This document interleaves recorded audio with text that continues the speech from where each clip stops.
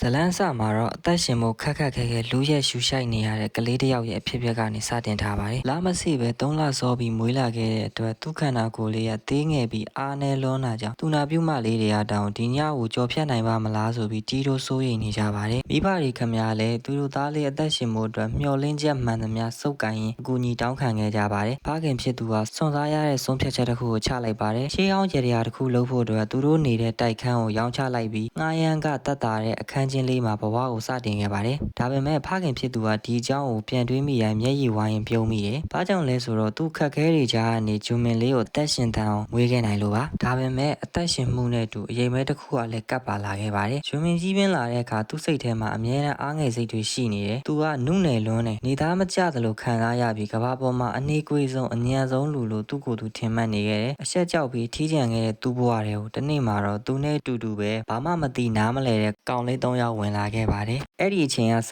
လို့သူတို့4ယောက်ဟာမခွဲမခွာတဲ့တငယ်ချင်းတွေဖြစ်လာကြပါတယ်။အထက်တန်းကျောင်းရောက်တဲ့အထိသူတို့ရဲ့တန်ရောစင်ကပုံမခိုင်မာလာခဲ့ပါတယ်။သူ့နာမည်ကတေထောင်ကျောင်းမှာအမြဲအဆင့်1ရတဲ့ရွှေညံကြီးရှင်တမရဖြစ်ဖို့အိမ်မက်ရှိတဲ့လူစတော်ပင်မဲ့ဒရမာအရန်ခင်းတတ်တဲ့လူအမှန်နည်းနည်းရော့တာနဲ့ကဘာပြတ်တော့မလို့ဖြစ်တတ်ပင်မဲ့တခြားစတော်တဲ့သူတွေနဲ့မတူပဲရန်လဲဖြစ်ရဲတယ်လို့ဘသူမှလည်းမစားရဲကြပါဘူး။သူ့နာမည်ကဘော့စာလို့ရတော့တေလာအောင်မုန်းပြီးမျက်လုံးဖွင့်လျက်သားအိတ်တက်တဲ့ကျင့်ရှိတဲ့သူသူ့မိကတီလာရှင်ဖြစ်ပြီးမိသားစုကိုဗုဒ္ဓဘာသာထုံးတမ်းစင်လာကိုစက္ကန့်စေခြင်းပင်မဲ့သူကတော့အေးအေးဆေးဆေးတနေ့ကုန်အိတ်ဖို့ပဲစိတ်ဝင်စားပါတယ်သူကတော့ဂျွန်မင်စာလဲတိတ်မတော်ဘူးအားကစားလည်းမလုပ်ရုပ်ကလည်းတာမန်ပဲရှိတယ်လို့ကိုခံယူထားတဲ့လူဒါပေမဲ့တာမန်ရုပ်လေးကိုပဲကောင်မလေးတွေအတော်ကြီးတွေနဲ့ကလေးရစာချစ်ခင်ကြတယ်ဒီကြီးသမားတယောက်ဖြစ်ချင်တဲ့အိမ်မရှိပါတယ်ဒိုချင်းလူကောင်ကြီးပင်မဲ့စိတ်ထားနူးညံ့တဲ့သူဘတ်စကတ်ဘောကစားသမားဖြစ်ချင်ပင်မဲ့ဒဏ်ရာရပြီးနောက်အိမ်မက်ပြက်စီးသွားခဲ့ရတယ်အခုလည်းနွားမမွေးရလို့ဆိုပြီးသူ့အိမ်နဲ့စိတ်ကောက်နေပါတယ်ဒီနေ့ဂျွန်မင်ကသူ DJ လေ့ကျင့်နေတဲ့စတူဒီယိုစီကိုတငယ်ချင်းတွေကိုခေါ်သွားတယ်အဲ့ဒီမှာဒိုချင်းတယောက်ဂီတာပိုးထပြီးနုပညာရှင်လုပ်မယ်ဆိုပြီးဆုံးဖြတ်လိုက်ပါတယ်သူ့ရဲ့ဒီဆုံးဖြတ်ချက်ကြောင့်မိဘတွေကအိမ်ပေါ်နှင်ချလိုက်တာကြောင့်တဲထွန်းရဲ့အိမ်ခေါင်မိုးပေါ်မှာပဲတလားလောက်သွားနေလိုက်ရပါတယ်နောက်ဆုံးမှာတော့ဒိုချင်းမိဘတွေလည်းပြောမရတဲ့ဆုံးခွင့်ပြုလိုက်ရပါတယ်ဒိုချင်းနဲ့ဂျွန်မင်တို့ဟာ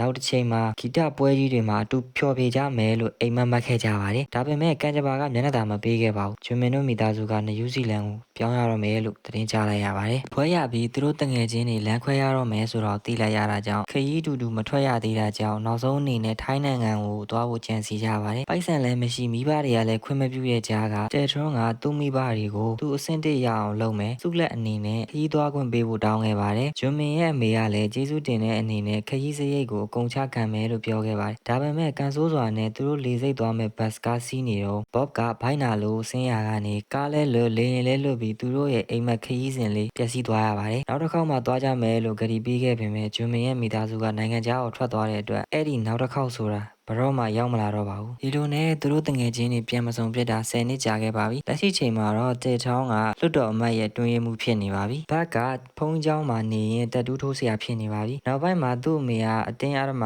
ဖုန်းကြီးဝတ်ခိုင်းလို့ဦးစင်ဘက်ဖြစ်သွားရှာပါတယ်လူချင်းကတော့စိတ်ကျမ်းမာရေးထိခိုက်သွားလို့ဆေးရုံတက်နေရတယ်သူ့မညံတွေကဝေဝါးနေပြီးစိတ်မငြိမ်မသက်ဖြစ်နေတယ်လူချင်းဆေးရုံကဆင်းတဲ့နေမှာပဲသူတို့ရဲ့အိုက်ဒေါဖြစ်တဲ့နာမည်ကြီး DJ ကထိုင်းမှာနောက်ဆုံးဖြော်ပြရေးလုပ်မယ်ဆိုတဲ့သတင်းကိုကြားလိုက်ရတယ်